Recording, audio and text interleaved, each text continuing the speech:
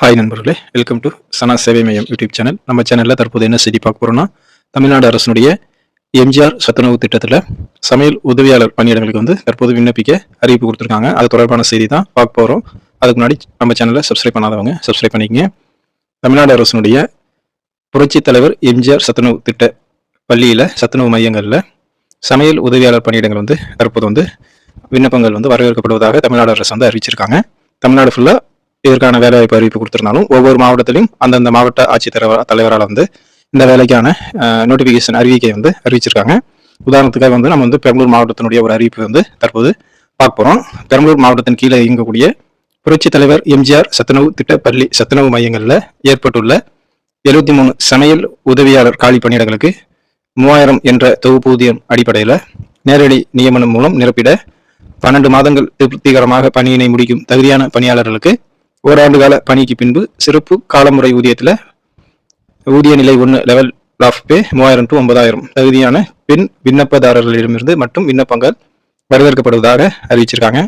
இன சுழற்சி வாரியாக காலி பணியிட விவரம் அரசு மற்றும் சிறுபான்மையற்ற பள்ளிகள் 65, இன சுழற்சி அல்லாத காலி பணியிட விவரம் சிறுபான்மை பள்ளிகள் 8, மொத்த காலி பணியிடங்களின் எண்ணிக்கை 73.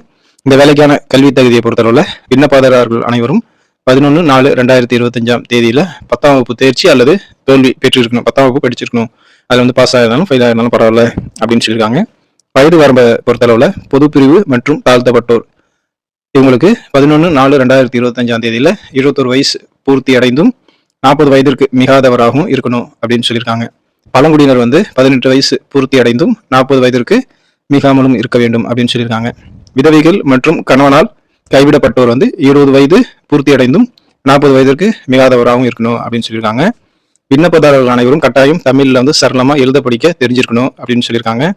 மேற்படி பணியிடங்கள் அரசு விதிமுறைகளின்படியும் மாண்புமிகு நீதிமன்ற ஆணைக்கு உட்பட்டும் நிரப்பப்படும் அப்படின்னு அறிவிச்சிருக்காங்க. கல்வி தகுதி, இருப்பிடம், ஜாதி, விதவை, கணவரால் கைவிடப்பட்டோர் மற்றும் இதர முன்னுரிமைகள் கோருவதற்கான சான்றுகள் கண்டிப்பா இணைக்கணும்.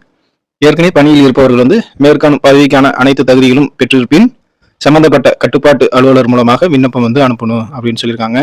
விண்ணப்பத்தின் முன் நகலினை பெரம்பலூர் மாவட்ட ஆட்சியர் அலுவலகம் சத்துணவு பிரிவு அல்லது சம்பந்தப்பட்ட ஊராட்சி ஒன்றிய அலுவலகத்திற்கு நேரிலோ அல்லது பதிவஞ்சலிலோ அனுப்பணும் அப்படின்னு அறிவிச்சிருக்காங்க. நியமனம் கோரும் பணியிடத்திற்கும் விண்ணப்பதாரரின் குடியிருப்புக்கும் இடையே உள்ள தூரம் 3 கிலோமீட்டருக்குள் இருக்க வேண்டும். ஊராட்சி, குக்கிராமம், வருவாய் கிராமம் கணக்கில் எடுத்துக்கொள்ளப்பட மாட்டாது அப்படின்னு சொல்லியிருக்காங்க. ஒரு இடத்துல ஒரு இடம் காலியா இருக்கு அப்படின்னா அது சுற்று வட்டார 3 கிலோமீட்டருக்குள்ள இருக்கிறவங்க மட்டும்தான் அந்த ஜாபுக்கு அப்ளை பண்ண முடியும். மாற்றுத்திறனாளி ஒதுக்கீடு தொடர்பாக அரசாணை நிலை எண் 32 சமூக நலன் மகளிர் உரிமைத்துறை நாள் 12/3/2025 படி கீழ்கண்டவாறு பரிந்துரைத்துள்ளது. குறைவான பார்வைத்திறன் மூக்கு கண்ணாடி மூலம் சரிவு செய்யப்பட்டது. உடல் குறைபாடு ஒரு கால் குணப்படுத்தப்பட்ட தொழுநோய் 40% கைகளின் முழு செயல்பாட்டு திறன், உணர்திறன் மற்றும் செயல்திறன் உள்ளடக்கியது.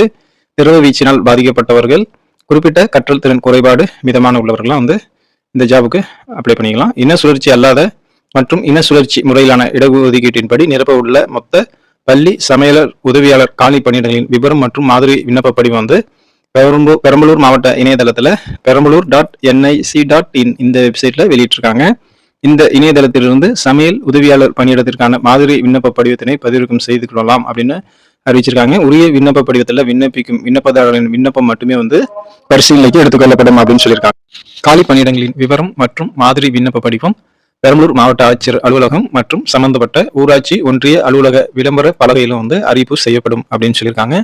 பூர்த்தி செய்யப்பட்ட விண்ணப்ப படிவத்துடன் பள்ளி மாற்றுச் சான்றிதழ், 10ஆம் வகுப்பு மதிப்பெண் சான்றிதழ், இருப்பிடச் சான்று, குடும்ப அட்டை, ஆதார் அட்டை, ஜாதி சான்று, விதவை கணவனால் கைவிடப்பட்டவர் என்றால் அதற்கான சான்று, ஆதரவற்ற பெண்கள் என்றால் அதற்கான சான்று, மாற்றுத்திறனாளிகள் என்றால் அதற்கான சான்றின் நகல்களை இணைத்து நேரில் கொடுக்கலாம். இல்லைன்னா பதிவஞ்சல் மூலமா சம்பந்தப்பட்ட ஊராட்சி ஒன்றிய அலுவலகத்திற்கு 15/4/2025 முதல் 29/4/2025 மாலை 5:45 மணிக்குள் சேரக்கூடிய வகையில அனுப்பணும் அப்படின்னு சொல்லியிருக்காங்க.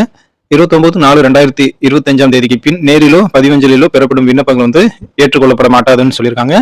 அஞ்சல் துறையின் மூலம் விண்ணப்பங்கள் அனுப்பப்படும் போது ஏற்படும் கால தாமதங்களுக்கு துறை பொறுப்பேற்காது அப்படின்னு அறிவிச்சிருக்காங்க. நிரப்பப்பட உள்ள காலி பணியிடங்களுக்கு பெறப்படும் விண்ணப்பங்கள்ல தகுதியான விண்ணப்பதாரர்களுக்கு நேர்காணல் அழைப்பு கடிதம் பின்னர் அனுப்பப்படும்.